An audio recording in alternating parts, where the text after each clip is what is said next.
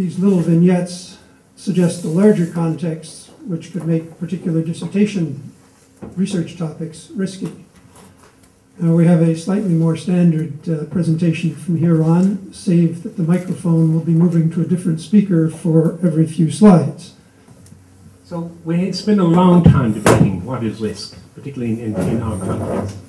So since the 17th century, risk has had a double meaning. One is to expose to danger or loss, and the second actually is to experiment or venture. And in fact, both definitions, I think, are applicable here. So it's walking at the edge. We decided, we had multiple debates. I think we've come to almost to a conclusion here since we've met. Debates were by email. And we've decided that risk in our context is really walking at the edge. And it's boundary crossing. So in fact, our symbol is very, very appropriate, because here we have this type of walker. He's crossing boundaries. He's going from one area over to another. And in the context, he's creating risk for himself, perhaps for the organization, who is providing insurance for this situation. But in our context, individuals, organizations, nations, and global, we're all facing risk. We're in a time of risk. And we're in a time, I think, when we changed the model for doctoral education. And in fact, what we want to do, what I want to do in my country, is produce doctoral graduates who will become the entrepreneurs and the innovators. Not only in academia, in fact, in academia, we're now talking about the three pillars of academia. We all know it's teaching, research. We want to have innovation as the third pillar of academia, and particularly in doctoral education. So we want to prepare doctoral candidates to respond flexibly to conditions of change. So they'll be exposed to risk. Perhaps they'll fail in some situations, but you'll learn a lot from failure. And they will go forward with confidence. They'll not only be academics, they'll be entrepreneurs, innovators, they'll be policymakers, they'll be politicians, perhaps they'll be prime ministers. The order of what we will be talking about here reflects the organization of the chapter or chapters as we see it at this point. Label them the various terrains that one can stumble upon or stumble over in talking about risk in doctoral education. The first is the one I've just referred to. What is risk-taking? Can we agree on a definition? Why is it good or bad? The second is the issue of pedagogy. As Michael said, if we want to have risk in it, how do we manage it within the curriculum, within the kinds of things that are talked about? Interdisciplinarity was a specific charge to the group. The original charge suggested interdisciplinary and risky were perhaps synonyms. We've separated them out.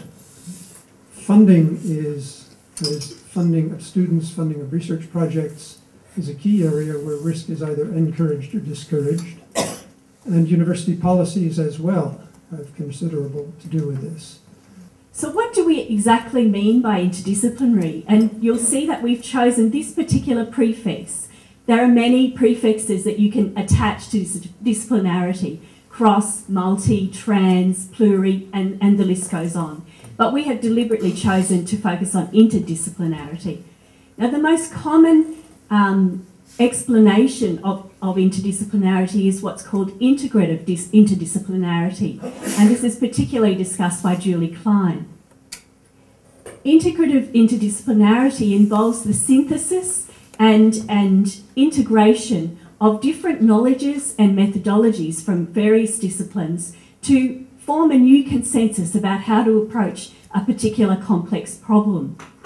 And this type of interdisciplinarity is most useful in the disciplines that we've heard a great deal about over the last few days.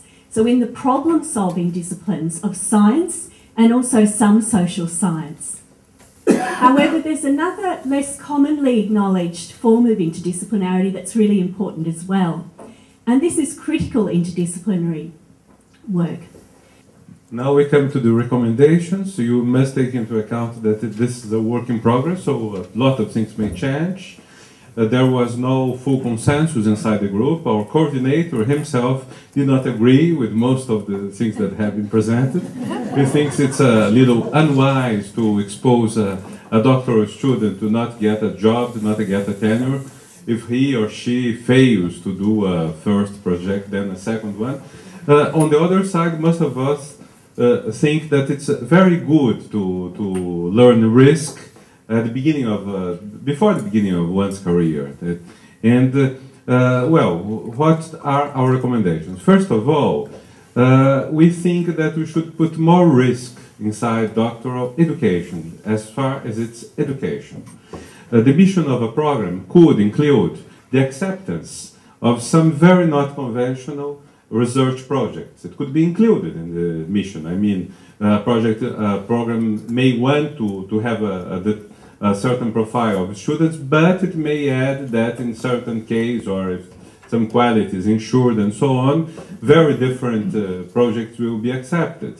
Of course, this will vary from laboratorial to non-laboratorial systems. I don't think someone would put $1 million in the hands of someone of a doctoral student to build a laboratory for him or her. But anyway, in social and human science, it's much easier. If you don't have field work to do, it's easier than if you do have, and so on. Our main point here is we should accept a failure as something that's important, that's not bad. I mean, if you are not able to give your sponsor or funder some proof that his money has been wisely spent, it's not a bad thing. I mean, we can show that even a failure, a partial failure, a temporary failure, can bring someone to a better future. In other words, doctoral education is not aimed at making science papers. Doctoral education is aimed at, its aim is to educate a person who is to be creative for 30, 40, 50 years. Thank you. Last word. Our last sentence is not a conclusion, but a demand.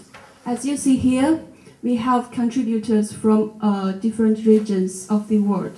But so far, to think about and to describe intellectual risk-taking of doctoral education, we still mainly rely on examples from the West, from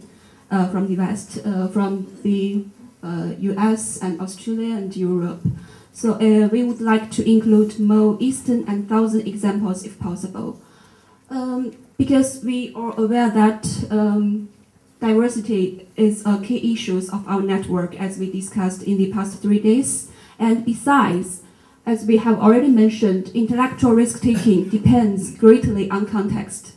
So it is very important and urgent for us to get more information and concrete examples, especially from the East and South. Okay, thank you.